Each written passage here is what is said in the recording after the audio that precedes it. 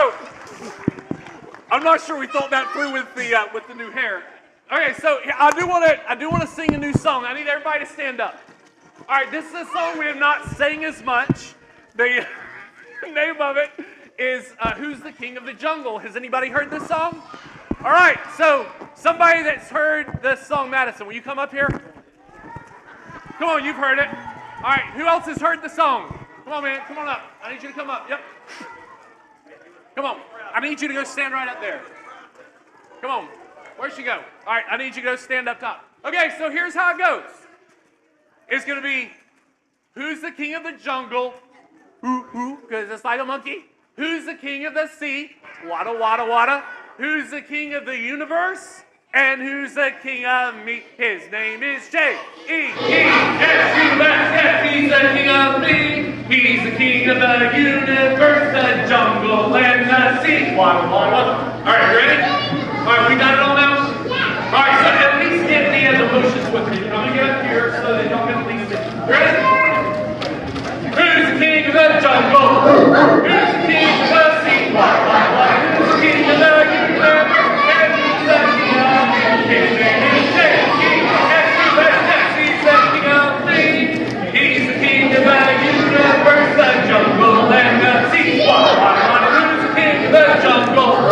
Who's the king of the sea? Wada, wada, wada. Who's the king of the universe, and who's the king of me? All right, you didn't have to sing. Thank you very much.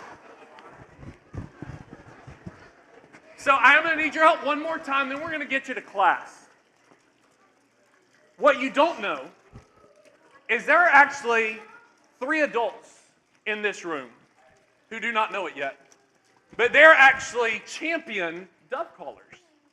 And so what we're going to do is we're going to have those 3 adults. They're going to come and stand up here, and they're going to give you their best dove call. And by how loud you cheer for them is going to be who is the champion dove caller of VBS. At this point in time, every adult in here is thinking, "Oh, please, not me." All right, that's what everybody's thinking right now. And so I'm going to let Chris pick first. This is very deeply researched.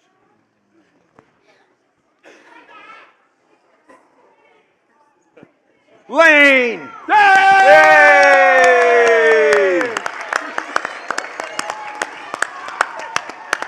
Mine's coming from over here. Mine, you know, it's only right to choose a champion. So,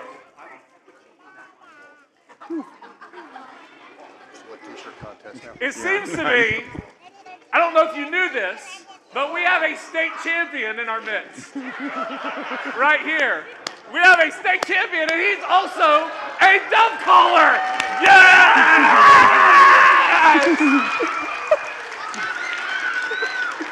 All right. And the last one, we have 2 guys, so we got to get a lady now. Chris, you have a lady that is a good dove caller? I mean, I think You got somebody?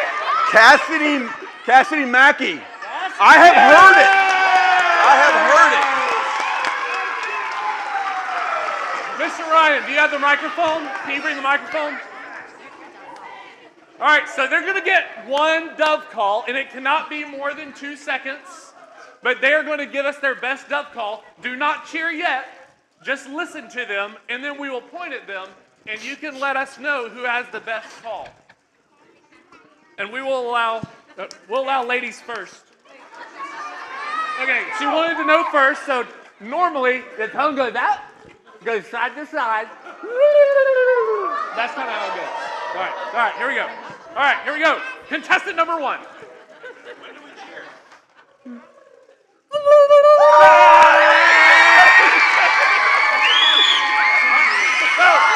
Contestant number 2.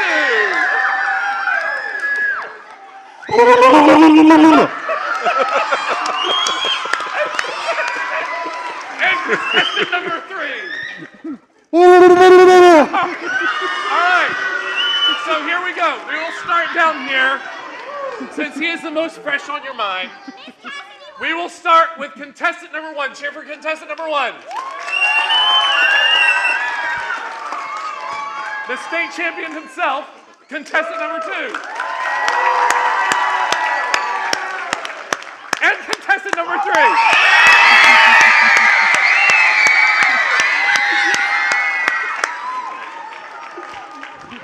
That was a lot of fun. All right, so before we send you to class, because your teachers have done a lot of work and we do not want to take any more of their time, we're going to sing Booster, but instead of grouchy like a rooster, it's got to be grouchy like a dove. Dove. Right? So we're gonna be grouchy like a dove, and you're gonna give me your best dove call at that point. All right? Any questions? All right. Booster, booster, be a booster. Don't be grouchy like a booster, booster, be a booster, and boost our Bible school. Okay, we will go ahead and get. So when you are leaving, Chris is going to be in the back to give you a wing as you are leaving. So we'll start with the youngest group. You can start heading out. Dustin, it's the grade you're going into.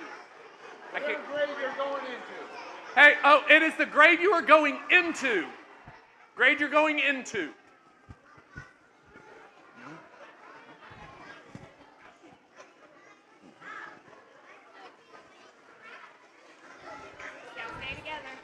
Don't leave your hand. Wing Mr. Chris. Wing him, Sumner. Gail. Wing him. Look, like this. Wing him. No, he said no. Well, hello there. How are you? Good. All right. 0 to 3-year-old. That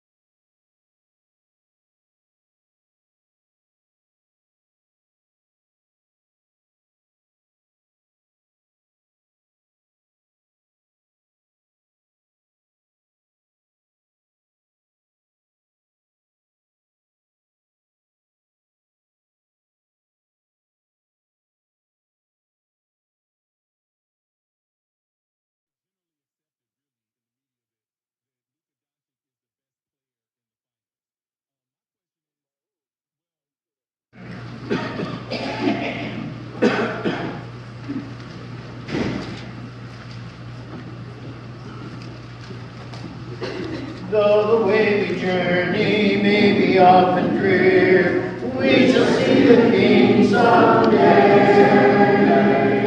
On the blessed morning, far to disappear, we shall see the King someday. We shall see the King someday, someday. We shall shout and sing someday.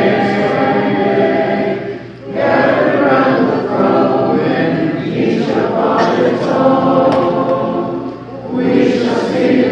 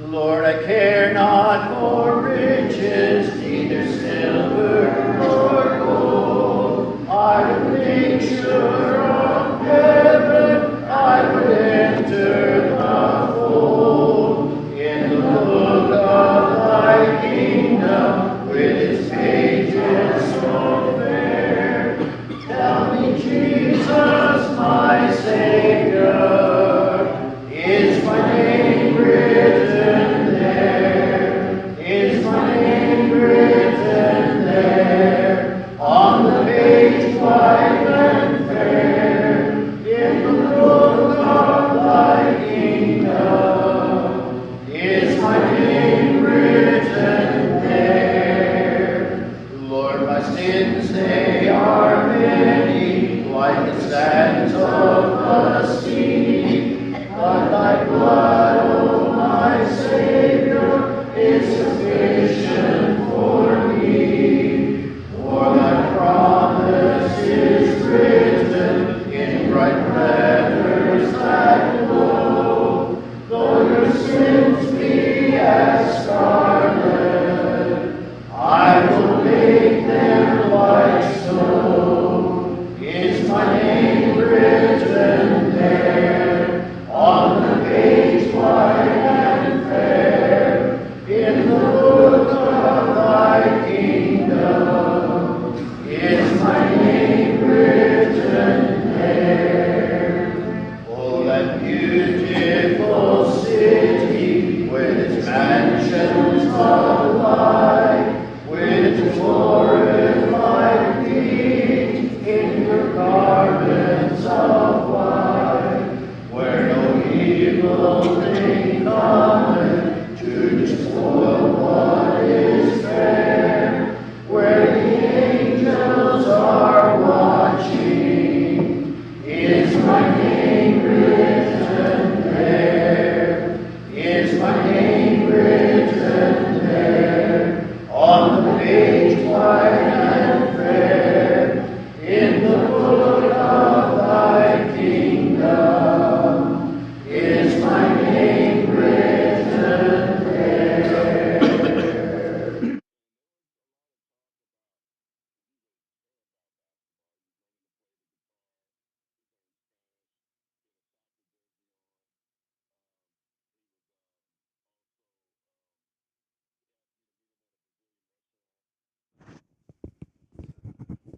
All right, I told the guys in the booth I'm using 5 because microphone 6 got wet because somebody had it on when they went into the water down here.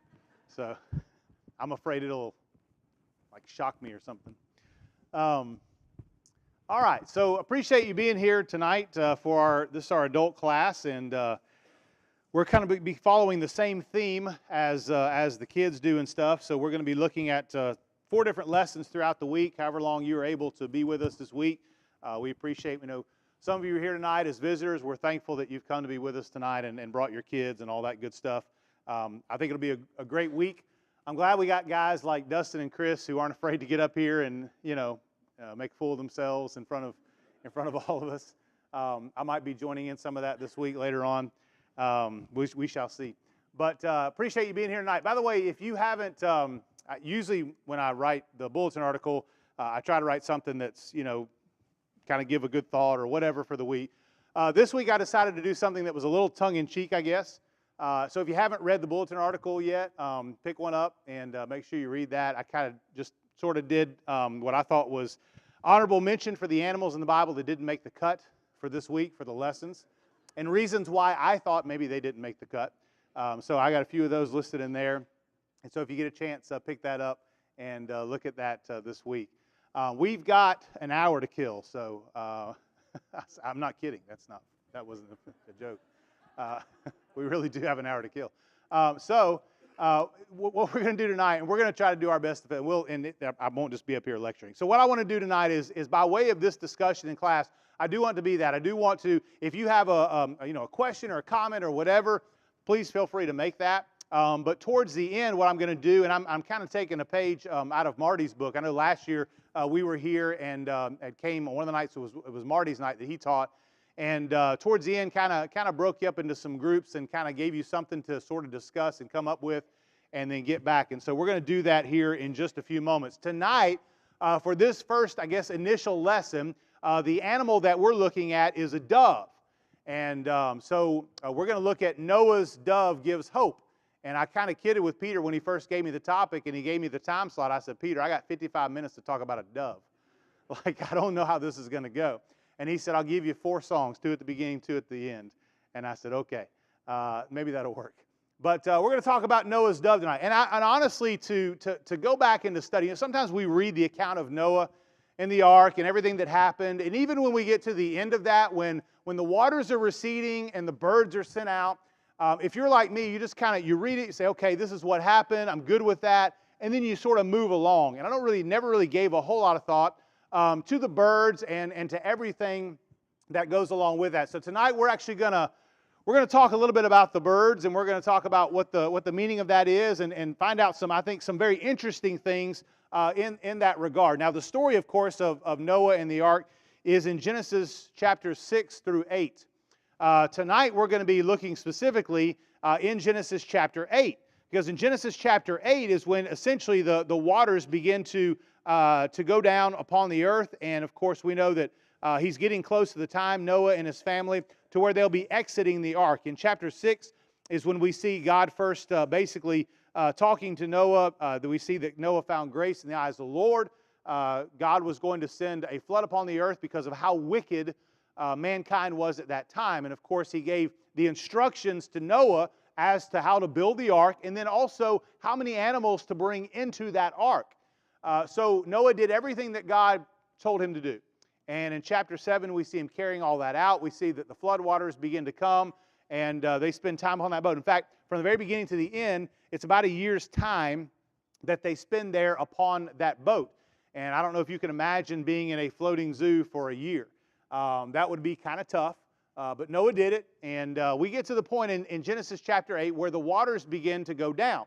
And as we get to this point, Noah is going to essentially send out these birds to try to figure out, if it's safe to come out yet or not, or at least how close they are. And the Bible talks about Noah opening up this window. And so just kind of picturing the ark, it must have been something that, to the angle that Noah had when he opened this up, it was something to where he probably could not see. He could not see down. In other words, it may not necessarily have been we think of a window being in the side of something, right? Like we think about our house, and we have a window in the side of our house. This might have been more like a skylight kind of a type of a window or something like that, where Noah was not actually able to see down. He could only sort of see out and up. So he would not have necessarily known. So when we get to chapter 8, the waters are beginning to reside, to go back down upon the earth, to decrease. And so we get to verse 6, and I want us to kind of pick up there. And if you've got your Bibles, I want us to look at this and kind of notice some things here about what happens and then what we take away from this. So verses 6 and 7, we'll start out. It says, "Then it came about at the end of 40 days that Noah opened the window of the ark which he had made. And he sent out a raven and flew it here and there until the water was dried up from the earth." So the first thing, or the first bird that Noah sends out is actually a raven. It's not even a dove, right? He first sends out a raven. This is the only instance where Noah sends out a raven. Now, do you have any idea why Noah might have sent out a raven, or what that raven, how different that raven was than a dove? Does anybody know anything about birds? Are there any bird people in here? I heard something. Food? The raven was food? Oh, okay. All right. Okay, right. So here's some things we know about ravens, or at least from my reading and studying now, that I now know about ravens that I didn't know before.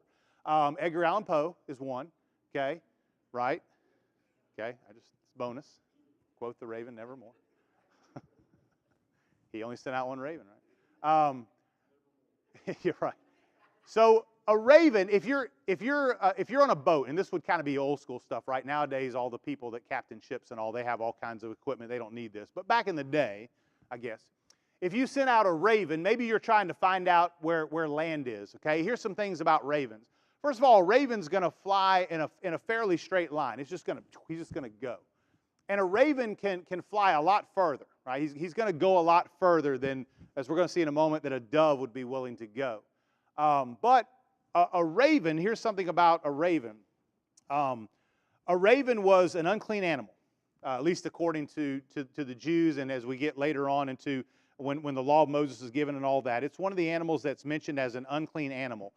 But it's a scavenger. Okay, what do we mean by being a scavenger? What does that tell us? He'll eat whatever, right? Okay, now, if there's a flood upon the earth, right, animals have died in that flood, correct? There may be some animals at this point that could potentially be floating on the surface of the water. So what would that dove perhaps have naturally have done? Probably would have flown, perhaps even landing on some of those animals and maybe even eating off of those animals as well, right? So for the raven could fly out of the boat, and the raven could not come back because the raven would have been all right with landing on a dead animal and eating that animal and then flying to the next dead animal or flying for good ways or whatever. Or if just a little portion of the earth was maybe being uncovered at that point, the raven would have been fine with flying to wherever that location was and staying there. So as he sends out the raven, he sends out this raven out of the boat, and it says that it flew here and there until the water was dried up from the earth. So in other words, it could go from perhaps dead animal to whatever, and then eventually as water or enough water was dried up, it would eventually land somewhere. So that raven wasn't going to come back. So, you know, we think about a raven and what a raven might have done, and that's likely what happened there with that raven. And so now we see that Noah actually decides he's going to send out this dove, okay? So when you go to verse 8, it says, "Then he sent out a dove to see if the water was low on the surface of the land. But the dove found no resting place for the sole of its foot, so it returned to him in the ark, for the water was on the surface of all the earth. Then he put out his hand and took it and brought it into the ark himself." So he likely waited probably about 7 days or so before he sent out that dove. He sends out this dove. Now a dove, right, if we're contrasting this with the raven, the dove was a clean animal. According to the law of Moses, it was considered a clean animal. A dove, for the most part, would eat plants for food.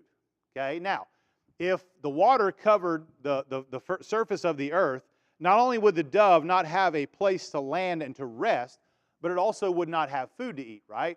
Whereas the raven could land on a dead animal and say, all right, you know, I'll take it. The dove was not going to do that, okay? Also, here's what we know about doves. Doves, like the raven, will just fly in a straight line and just go, go, go. The dove will not do that. The dove will kind of fly around, maybe circle around, not get too far away or not go too far away. I don't know. Maybe that's why, you know, at weddings sometimes and stuff, they'll release doves. You know, you guys ever seen them do that before? We didn't have that kind of money when we got married, my wife and I. You know, we let some kids run around the parking lot, but not ours. But we didn't have any doves to release. But I guess those doves will kind of fly around a little bit, and then I guess they'll eventually come back because, you know, it would be kind of expensive to keep having to buy new doves if you did that for a living or a business.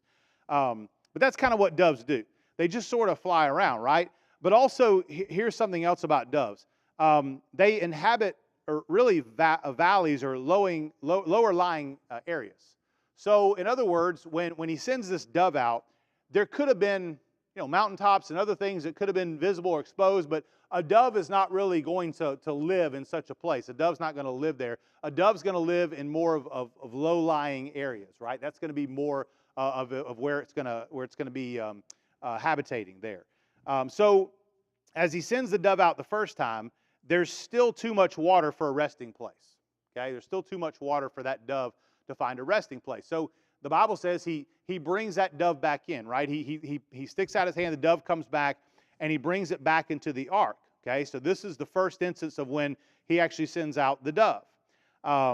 So then in verse 10, it says, "So he waited another 7 days longer, and again he sent out the dove from the ark. And the dove came to him in the evening, and behold, in its beak was a fresh olive leaf. So Noah knew that the water was low on the earth." So here's what he does. He waits 7 days, right? He sends it out again. And this time the dove comes back to him again, right? Knowing that, okay, there's still not a comfortable place for that dove to be able to, finally land, and not only land, but just, be able to inhabit or to stay there. But it comes back with a fresh olive leaf in its beak. So what does that tell us when we see that? When we see that this dove comes back with this olive leaf in its beak, what do you think that told Noah? What did that indicate to him? I feel like these tiki torches. I can't see you guys. Like you're hiding. Okay. Sorry. What do you think that indicated to Noah? That here's this, and now, because remember the first time he sends it out, the dove just flies around for a little bit and then comes back to him. Now he sends it out, and it comes back, but it has this olive tree in its beak.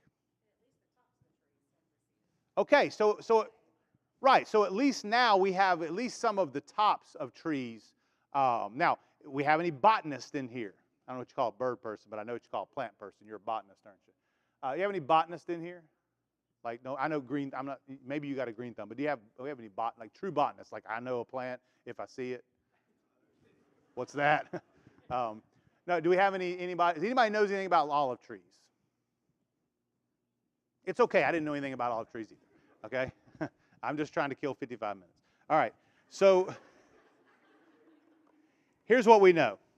Olive trees, and I know this now. I didn't know this before. Olive trees do not grow in high level areas. They grow in low lying areas. Okay. So in other words, valleys or whatever. But that's if you see an olive tree, it's going to grow in an area that's lower. So if you're thinking about the waters receding, right? The waters recede, and the higher places might have started to become visible, but you're not going to find an olive tree there. You're not going to find it up near the top of a mountain or anything like that. If you find an olive tree, it's going to be down in a lower lying area, is where it's essentially going to be. Something else that I discovered or found out through research and reading about olive trees is that apparently olive trees could still have some of their branches still grow even underwater, which I thought was kind of interesting as well.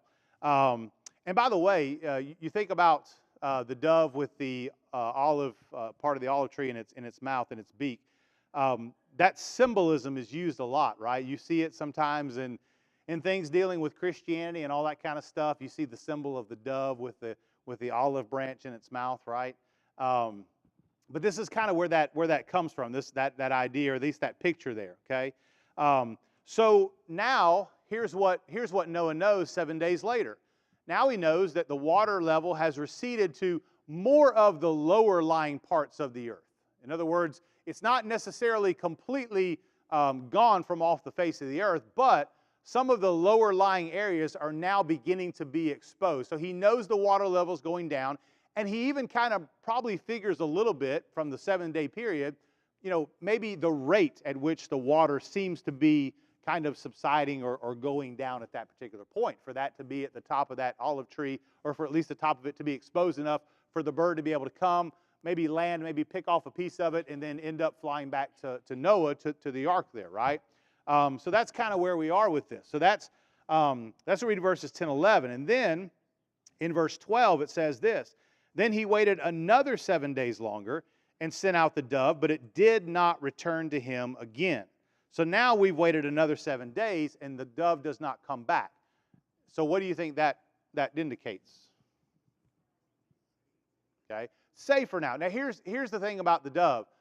The dove, right, if the dove doesn't come back, it's because the dove has found a place really to, not just to nest, but to create a nest. Now think about this.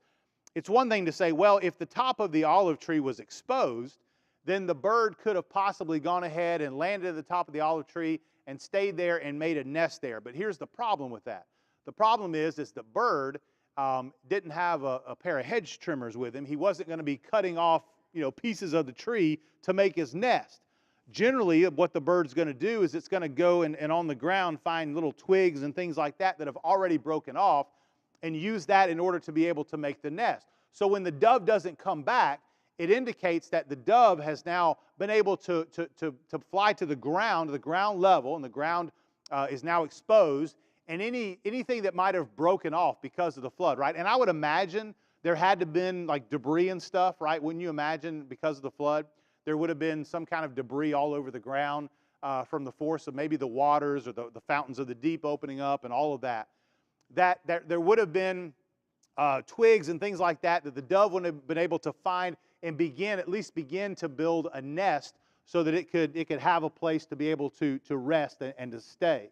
And so when that dove doesn't come back, now Noah knows he's got this indication that now, okay, that the waters have receded off the face of the earth, and now things seem to be going well again. And so then it picks up in verse 13. It says, now it came about in the 601st year, in the first month, in the first of the month, that the water was dried up from the earth. So finally it happens, right? And Noah removed the covering of the ark and looked, and behold, the surface of the ground had dried up. And in the second month, on the 27th day of the month, the earth was dry. Then God spoke to Noah, saying, get out of the ark, you and your wife and your sons wives with you. Bring with you every living thing of all flesh that is with you, birds and animals and every crawling thing that crawls on the earth, and they may breed abundantly on the earth and be fruitful and multiply. And so, of course, Noah went out, and his sons wives with them, and every animal as well goes out of the ark at that particular point in time. And, of course, Noah ends up making a sacrifice, right, at that point. So what we have here is we have Noah, and at the end of the time in the ark, he's sending out this bird. And it wasn't so much the raven as it was the dove that he continued to send out that really gave him the indication, right? That gave him the indication. Now, what do we gain from this? That's kind of the idea here. Well, the title of the lesson is that Noah's dove gives hope, okay? And so certainly we think about the hope that was given, okay? But there's some other things that I think of that when I think about Noah's dove and maybe what that dove perhaps represented, I think not just the hope, but I think there are some other things that are sort of symbolized by this as well. We only got 10 minutes left now, right, Peter? Is that right? Yeah. All right, so here's what I've got, okay? Here's what I've got. Here's some things that, and we're going to, in just a second, here's what we're going to do. We're going to break up into 6 different groups. I don't care how you break up into 6 groups. If you naturally just group together with some people in your area. I don't even know how many people we have here. Looks like about 370, but so I don't know how y'all want to do that, dividing out. Probably groups of about 400 is what, I don't know, however many y'all think. Groups of 30, I don't know. But here's what we're going to do. I've got some cards here, okay? And on this card, you have a word or basically something that Noah's dove represented, okay? And so what I want you to do is to kind of get with some people around you in your area, and like all you that are hiding over there behind those things, you're probably going to be in a group together, I'm just telling you. See, nobody's hiding over here. They're all out in the open. You're in a group by yourself. I'm just kidding. But what I'm going to do is give you this card, and whatever it says there that Noah's dove represents, I want you to kind of discuss it. And you can look back in the text, and again, this story is found in between Genesis chapter 6 and verse 8. And so if you find some things that maybe kind of help support this, but how does Noah's dove, the dove that he sends out of the ark, how does it represent hope? Okay, how do you see that it represented hope for Noah and for his family, right? Okay, so here's what we're going to have. We've got hope, okay? We've got peace. Think about it. How does Noah and that dove, how does it represent peace? Okay? Thinking about the story and what happened and everything that went on. Deliverance. How does the dove demonstrate or maybe symbolize deliverance? Safety, right? Safety. How would it represent that? Assurance. Okay, assurance. How would it represent that? And then promise, the idea of promise, okay? So what I want to do is just kind of sort of naturally, like I said, kind of break up. There's some pins there in the pews. Maybe kind of, have a vote, elect the leader. Let's make a, democracy, whatever, republic, I don't know what it is. It's been a long time since I had government. But just make a little village of yourself. And I want you to kind of just talk about it amongst yourselves. I'm going to give you about 75 minutes, and then when we're done, it'd be more like 10 or 15. When we're done, then you have, this is y'all's whole group right here. Y'all's whole group, right? Okay. Who's a group? I don't know. All you folks in here. Yeah. Yeah. Here you go, Darren. All right. Just whoever. Right. Okay. Wait. I gotta count stuff out here. Let's see, 1, 2, 3, 4. All right. Y'all, some of y'all may have to join with the folks up here, right? Okay. All right. I don't know how y'all do this. Try to get with a group. Try not to just, not get with a group. That would be helpful. I'll tell you what. I'll give y'all. I got one more. Y'all can kind of pair it with some of the folks right over there, and I'll give you guys back here, right? Okay.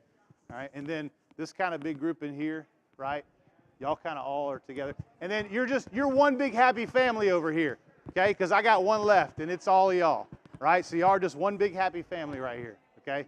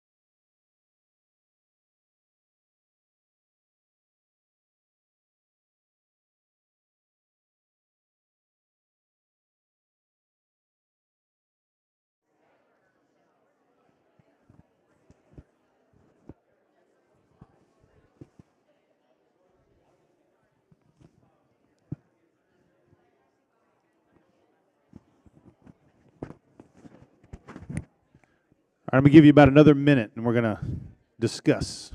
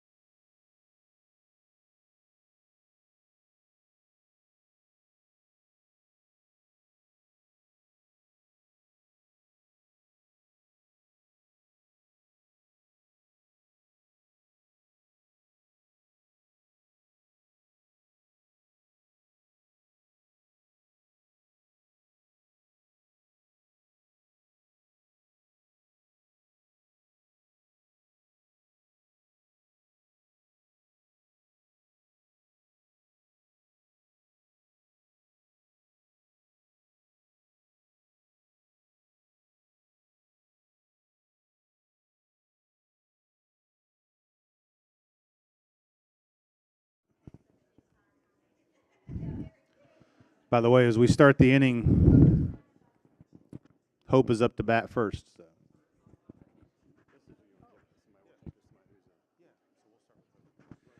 Yeah. Okay, so we're going to go through these groups. So we're going to start with Hope. Now, I think Hope was our group over here on the left. I don't know if Hope has a spokesperson, but if whoever the spokesperson for Hope is, would kind of tell us how do the doves symbolize hope?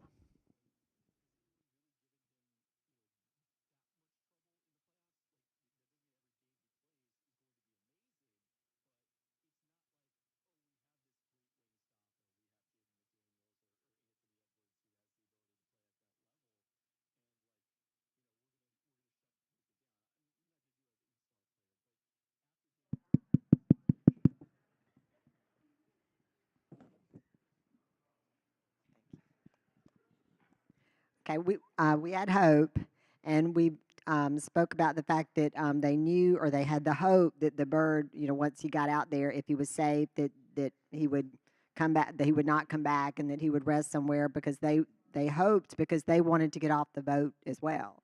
So that's what they were excited about. We have hope, but we have that physical hope that Christ is coming back. The dove was going to not to prepare a place, but to know that there was a place for them. And then we have the hope that Christ is preparing a place for us. And then when the waters came down, that was a sign that also just gave them hope. It made them feel that hope. And then now we have the scriptures to give us hope. And we also, we talked about how if Noah and his family thought about the fact that one day this would be a story that they would be able to tell others, and that would give others hope. And then we related it to, we have the scriptures, but we go through hardships too, because that way we have not a story to tell, but we have the life lessons that we can use to help others that need hope, and to lead them to Christ. I like what you said there, even about the reference that you made to Christ, going to heaven to prepare a place for us and stuff. And has anybody? I know we've got some military folks in here, but has anybody naval ever been stuck on a boat for a year? Anybody in here ever been on a boat for a year? Stuck on a. Sorry, you were privileged to be on a boat for a year. I don't know. I don't mean like fishing. I mean like you were, well, for a year. I would imagine that if you, and I think in Noah's case, anyways, sort of stuck on a boat for a year with a bunch of animals and your family. And by the way, we know we love family, right? But sometimes when we're with family for a while, it kind of gets a little bit like, all right, we're tired of you. You go that way, we'll go this way. But I can imagine a year on that boat. And, every day that passes, maybe you're making marks on the wall or something, I don't know. But every day that passes, you have to be thinking, boy, I sure hope that it's going to be soon when we get off this ark. Yeah, I think, thinking about the idea of hope and what that dove represented, it's like, okay, the end is finally here, right? And there is hope that we're going to get off this boat and we're going to be able to walk on land again, and life can get back to normal and all of those types of things. So certainly, I think those are some very good thoughts in concerning hope. Who had peace? Is that y'all? All right, that would be us over here. So we had peace. We had a lot of great ideas just poured out of a lot of people. So with with Noah's dove brings peace. Some words came up, calm. Calm after all the turmoil and everything that had just happened and that they had been dealing with, that the dove went out and brought peace of things are calm. Peace of knowing that we're going to survive, that there is God's promise out there. There is thing that the earth is coming back to life, that we can go back out and we're going to survive. The peace that the fury and the storm and all that had just happened once again is finished. It's done with. It's over. Peace that the dove came back and brought good news to those that were in the boat. Peace once again that the earth was all evil, full of evil people, and now all that evil is gone. So now can you imagine going back out there and not being around all that evil that was there? Peaceful things. Peace of salvation. That there's salvation now. There's that God has provided salvation. Peace that brings freedom, like you mentioned, being in that cramped boat with all the animals and with all the things going on. So now that the boat is at rest, the door is open, and now there's freedom out there, and you can go out and be free. And then the last one would be peace of a new beginning and a new start with God. And we talked about Noah coming off the boat and doing sacrifice to God, and how that was a sweet savor to God, and that it repented. I mean, that God had repented of destroying the earth, and now we are back in the right relationship with God. Those are excellent.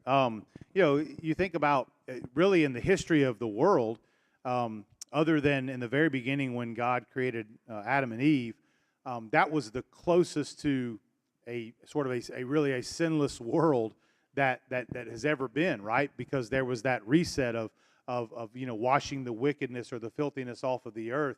And when Noah and his family steps off the ark, they don't have to worry about what words they might hear, what language they might hear, what things they might see, or what people might be thinking or wanting to do or whatever, because all of that wickedness was now gone.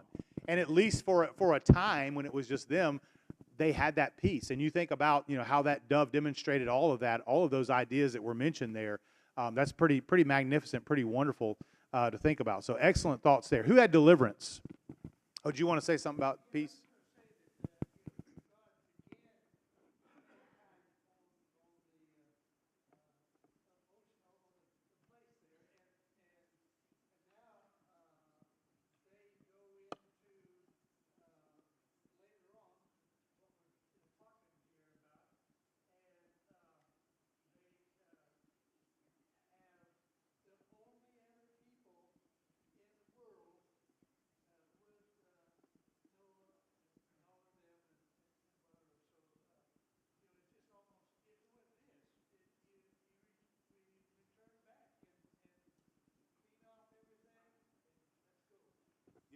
Yeah, and that's certainly something we look forward to with heaven is being able to be free from all of that wickedness and trouble and turmoil and all that. Who had deliverance? Is that y'all? Okay. All right. Got a microphone coming. Whoever you're all, if you're the spokesman or whoever for the group there. Deliverance, whoever that is. Yeah. What would you like to know about deliverance?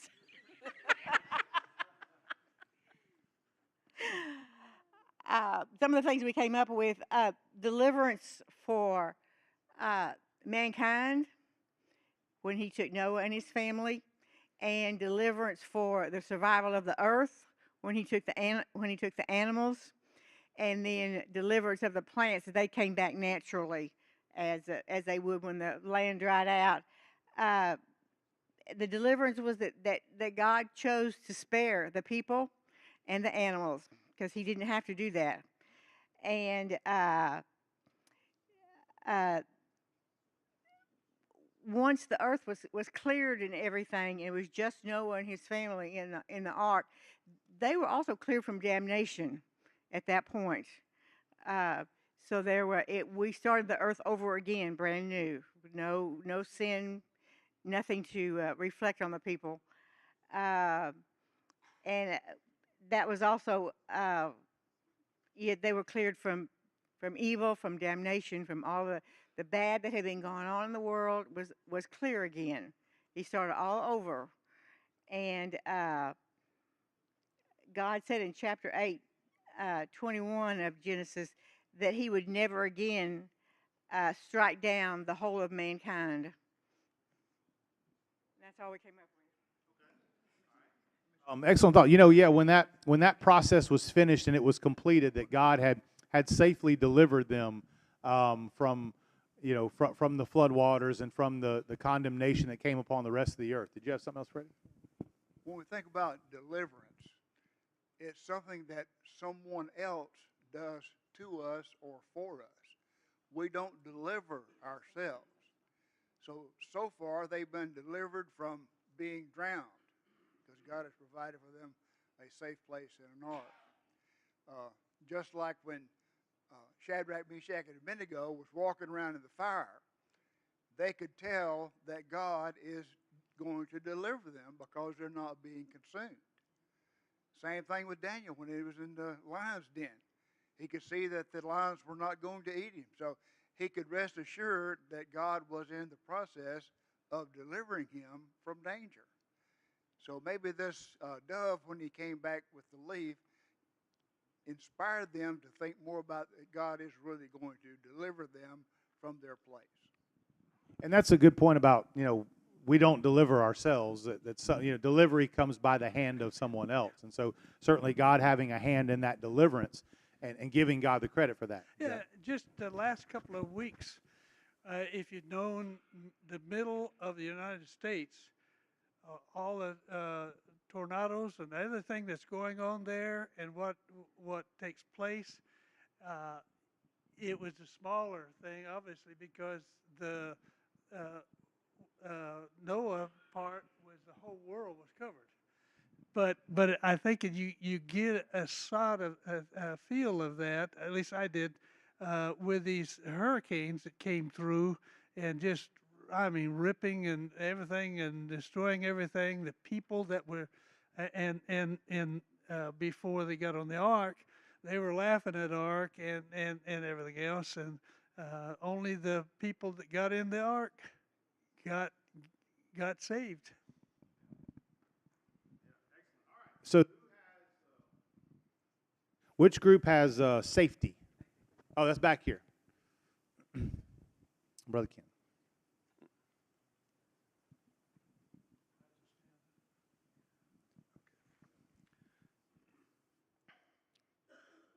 A dove represents safety because it came back unscathed, and it shows that there was safety in the world at that point.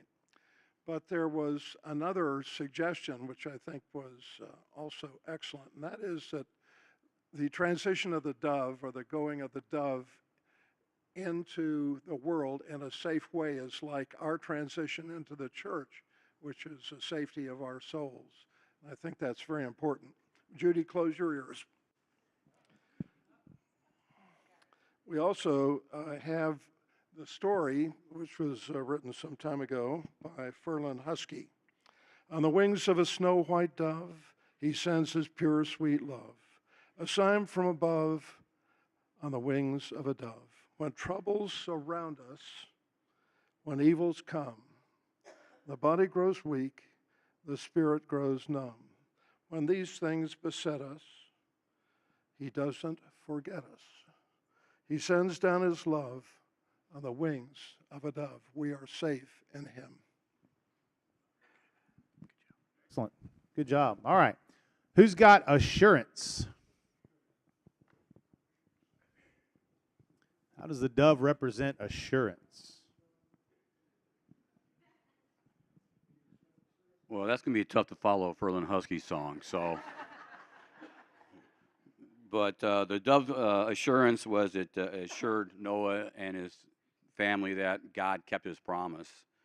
He kept them safe during the storm in the ark. God brought them through the storm by providing that ark. He provided them land as the waters receded, and then the promise to save yeah, by having that dove come back. And then, of course, never happened again by destroying the earth with the flood. And then gave them the confidence in the ability to live because God was with them and protected them and gave them that. And that's what we came up with. Excellent. You think about, one of the things I think is important to any of us is knowing that God's going to keep his word and seeing the evidence of that. And again, every step of the way, God placing them in the ark, taking care of them, telling them exactly what to do, and all of those assurances. But then it's the assurance of, like you thought, being able to get off this ark and be safe and all of those things. And so certainly that I think that would be a very big thing as far as what that dove represented. And then we have, lastly, we have promise. And that's our group over here, promise. So yeah, we had promise, and so the promise is the safety for the family. The dove represented the promise for safety for Noah and his family. The promise that God kept with Noah to keep him safe throughout the storm and throughout the fountains of the deep breaking up and the great flood. The assurity of safety, so the promise of Noah being safe throughout the flood, and also the promise of Christ through the lineage to come. Again, we talk about these promises that God gives to us, and certainly when we see that God keeps his word and keeps his promises, certainly that gives us that gives us confidence in God. And you go back to this idea of hope, and really the idea of hope, we kind of think about the difference between what we oftentimes use hope in the context of and what the Bible uses hope as. We say things like, I hope it doesn't rain tomorrow. I need to do some things outside, and I need it to be a nice day, so I hope it doesn't rain. Now, when we say that, what we're saying is, I don't know if it's going to rain or not. It might rain. Maybe it's supposed to. I don't know, but we're going to take this chance, and I'm just going to hope it doesn't rain. It might not. I don't really know. But when the Bible talks about this idea of hope, the idea of hope is really a confident expectation. In other words, I know this is going to happen. So when we talk about things like the hope of heaven, we're not talking about something that we're saying, well, it might happen, it might not. I really hope it does for me, but if it does, it does. It doesn't, it doesn't. It's a confident expectation. And so you think about, for Noah and for them in the ark. I don't think Noah, and we think about the faith of Noah because it's talked about also in Hebrews, the 11th chapter, but I don't think Noah had the kind of faith that it took to build an ark and take as long as it did and follow the instructions exactly, do what God asked him to do, go through all of that only to get in the ark and then all of a sudden lose that confidence in God or lose that confident expectation, that hope that God was going to follow through and do what he said he was going to do. I believe that Noah, he had full confidence in God, that God was going to do exactly what he said he was going to do, that everything was going to be all right, that his family was going to be well taken care of, and that they were going to be brought safely through that storm and through the flood waters and everything that happened and everything that came. And so I think we see that demonstrated in this story, but specifically with this particular animal. We got a hand up over here, Dan, right here, right over here. And particularly with that family, with everything they experienced and all of that. So certainly I think what that dove represented and what it meant to him, and certainly even the hope that we think of today by virtue of what God has done for us and the promises that he's made. Ryan, you mentioned the verse in Hebrews that talks about Noah, that when he was called, obeyed to go out unto a place which he was to receive. I'm sorry, I'm reading about Abraham. My mistake. By faith, Noah, being warned of God concerning things not seen as yet. We think about the rain, moved with godly fear, prepared an ark to the saving of his house, through which he condemned the world and became heir of the righteousness which is according to faith. I think we need to recognize that a radical obedience brings about a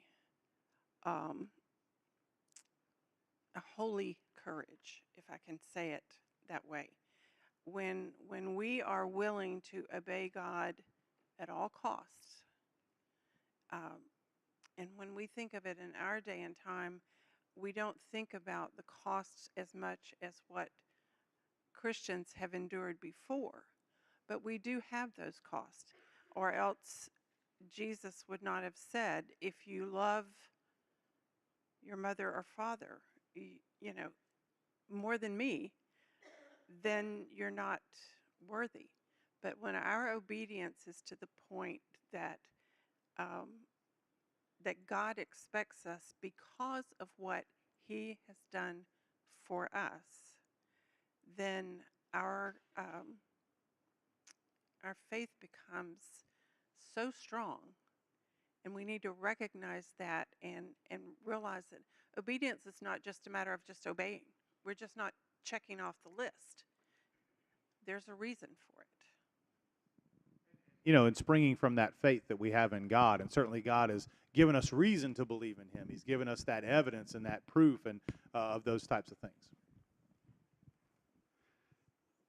I should have read it a little bit more.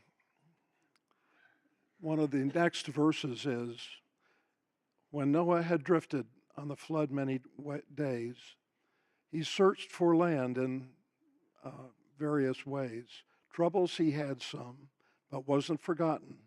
He sent his love on the wings of a dove. I think that's pretty cool. Absolutely. Well, definitely not a botanist, but I was in a forestry group when I was in high school.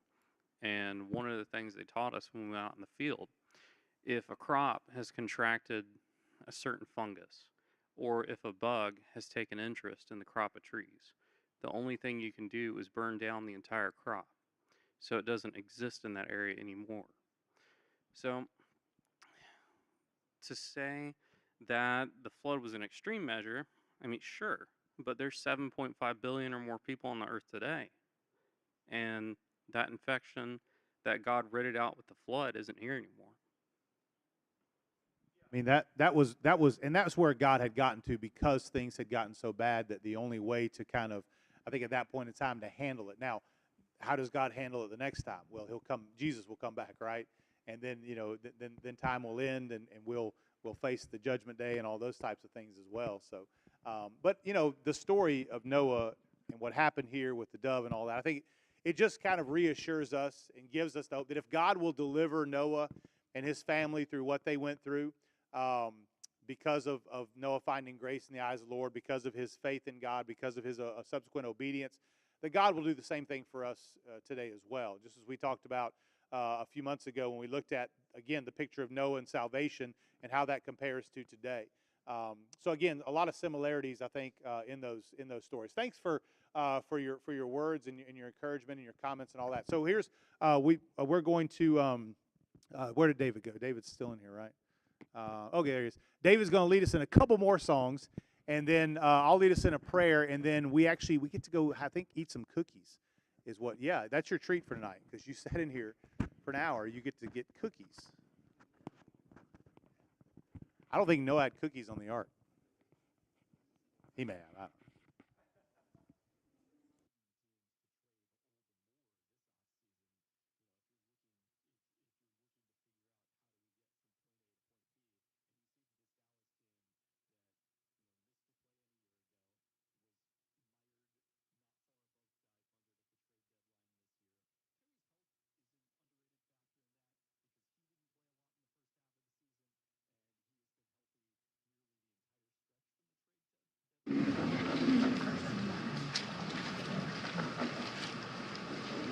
The Hebrew writer was talking about hope.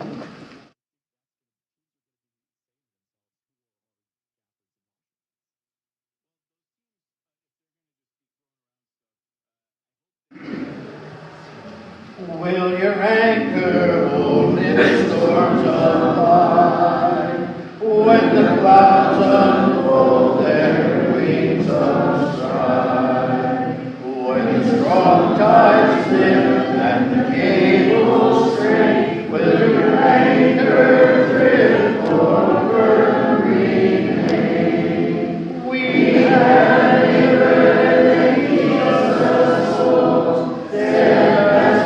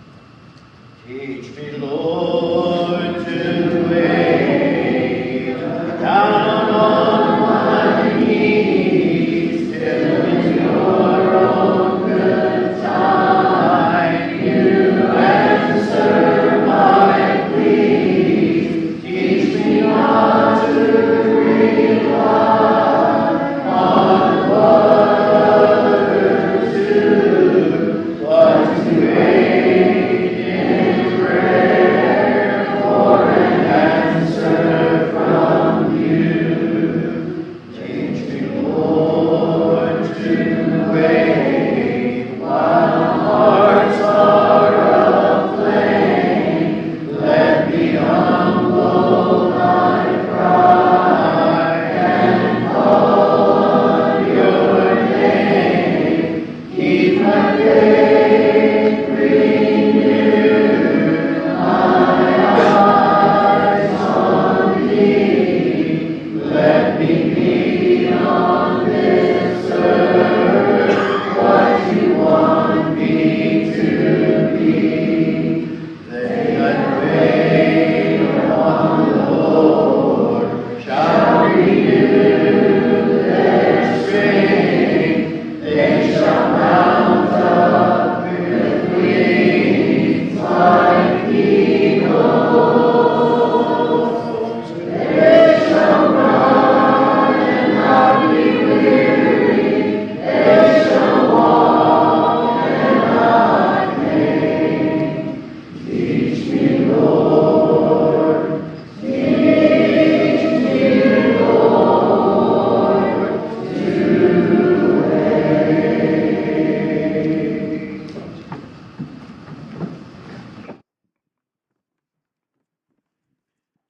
to wait. Just a quick reminder of this week. Be back here Monday, Tuesday, Wednesday at 7. And we have some other good speakers. Dennis Kitchen's going to be tomorrow night. Jason Ridgway is going to be Tuesday. And Marty James is going to be Wednesday. So be back here at 7, Monday, Tuesday, and Wednesday. And we're going to go ahead and break for cookies, which sounds great. But before we do, let's go ahead and go to God in prayer. Heavenly Father, we thank you so much for giving us the opportunity to come here today, Lord, to be excited about learning new things, Lord, and to get these children's hearts involved and their minds and have them to get excited, Lord, about you and about learning your word and what your will for us is, Lord. And thank you for the great examples, Lord, as we studied tonight, Noah and the flood and learning a little more, Lord, about the relationship that you have with us, Lord, and what you offer for us, Lord, and that you offer us just abundantly, Lord, more than we deserve. Lord, we thank you for all the blessings in life. We thank you so much, Lord, for your Son, Jesus Christ, that makes all this possible, Lord, and the great sacrifice and love that you have for each and every one of us. Lord, as we go out tonight, please be with us and our families as we drive home. Give us safe journeys home, Lord, and if it be your will, Lord, help us come back the rest of the week, Lord, that we can keep our batteries recharged and go out into this world, Lord, as it's around us, and that we can show the love that you have for us to those around us. Lord, we thank you for all these and other blessings. In Jesus' name we pray. Amen.